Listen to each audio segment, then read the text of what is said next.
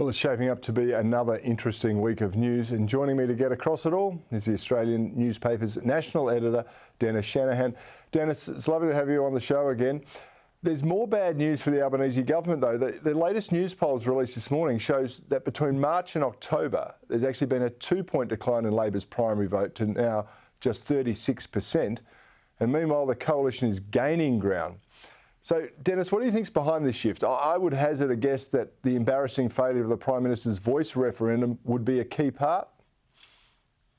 I think you're right, Cory. There is no doubt that the referendum campaign has hurt the Labor government.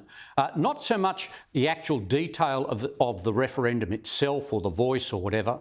The fact that Anthony Albanese appeared to be distracted and, in fact, did get distracted by the voice away from what people regard as the top priorities, managing the economy and cost of living. So there is no doubt that Labor has paid a price for concentrating on the referendum, and of course that it was so overwhelmingly defeated. But I think the key here in the Newspoll is that this is a demographic breakdown of the polls over the last few months, and it shows a big drop in support in Western Australia.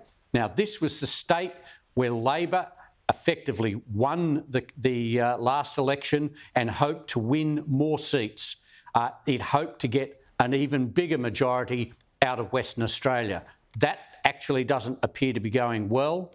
South Australia is also a problem, and also in Victoria, Labor's strongest seat. Now, it's unlikely the coalition will pick up seats in Victoria, but what we're actually looking at now, at the moment, a greater chance of a minority government, a minority Labor government, as a result of this drift away, particularly in the key seats of Western Australia and South Australia. Queensland is coalition territory. So what we're looking at is a disenchantment with the government because of concentration on the referendum, not necessarily the referendum itself. And what we are now looking at is, and we're already later than midterm here, the government is running out of time in the electoral cycle. It needs to get back on track or face the real chance of going into minority government. There is a history of governments not making more seats than they did in their initial jump into government.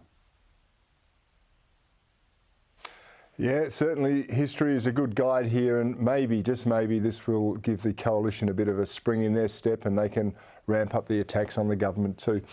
One of the criticism, Dennis, of the Prime Minister, of course, is that he's been overseas a lot. He's always on a plane, and now he's in Washington, DC this week to lock Australia into the Biden administration's far-reaching Inflation Reduction Act. That's as well as steadying this AUKUS relationship. Take us through the politics of all of this, and do you think it's a good move for him to be away right now? Look, I feel sympathetic towards the Prime Minister. I don't think he's made too many unnecessary trips, and there is such now a demand on world leaders to go to all of these meetings. But I think that the trip to the United States, of course, is being overshadowed by the Middle East.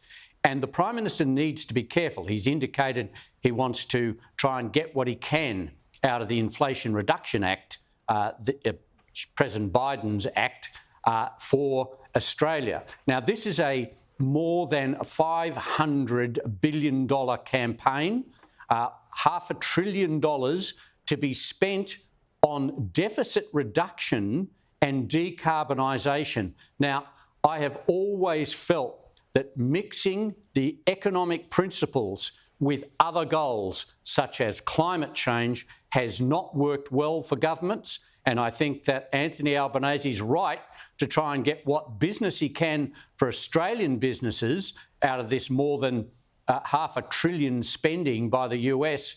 But I think he needs to be careful he doesn't get drawn into the principle. And there are already signs that Australia is moving towards this general principle of of inflation reduction and aiming it at climate change. So that's the first problem. The second one, of course, is that AUKUS has slipped down the agenda. The schmozzle over the Speaker in the House of Congress has made it much more difficult for Anthony Albanese to actually talk to people about the AUKUS legislation that is required in the US. And of course, having it overshadowed by the Middle East means that this enormously important project for Australia is down the list on the priorities of the US. And this is the overall problem for Anthony Albanese's trip to the US and China straight after. Again, he's going again, and he'll be in China when the Reserve Bank makes its decision on whether or not interest rates will rise. So once again, the Prime Minister will be seen to be overseas when there are big domestic decisions being made. Yeah, you're quite right, but it's a battle that he can't really win in the court of public opinion there, because there has been quite a shift in Australian-Chinese relations over the last few months. There's been some very positive moves, I have to say. Beijing's released Cheng Lei.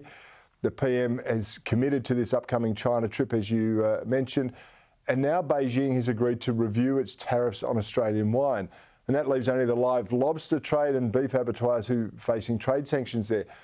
As I said, Dennis, I think this is good news, but do you reckon that people will be concerned about the potential quid pro quo that Beijing always wants when it compromises at their end? Absolutely. I think that, yes, this is good news. There has been, changes on barley, wine now. Lobsters are still out there. Cheng Lei has come back. And so these are all good signs. And it may be that there'll be more good news when the Prime Minister is in China. But the Chinese government is very transactional. And of course, there is a point here that the Prime Minister is going almost directly from the US to China, from one president to another. And the two presidents are, of course, trying to get together, but there is great rivalry. Australia is in danger of being caught in the middle, and China will expect a quid pro quo.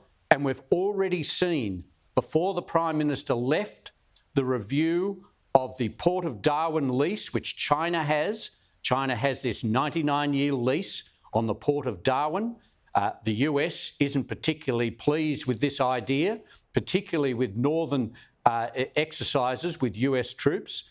And so already we have seen Australia has said tick to the continuing lease of the Port of Darwin, and people will be looking and expecting more to come. I think there is a danger that these two trips will be seen as not achieving enough for Australia. And symbolically, let's just remember that quite a few years ago, when things were very different between China and the US, Australia actually played host to the President of China, the President of the United States, and both of them addressed the Australian Parliament under John Howard as within a week of each other. So this is how things have changed, and I think Australia's in danger of being caught in the middle. I think that's right, Dennis Shanahan, and it won't only be the US who are unhappy about the renewal of the Darwin port. I think plenty of Australians will have something to say about it as well.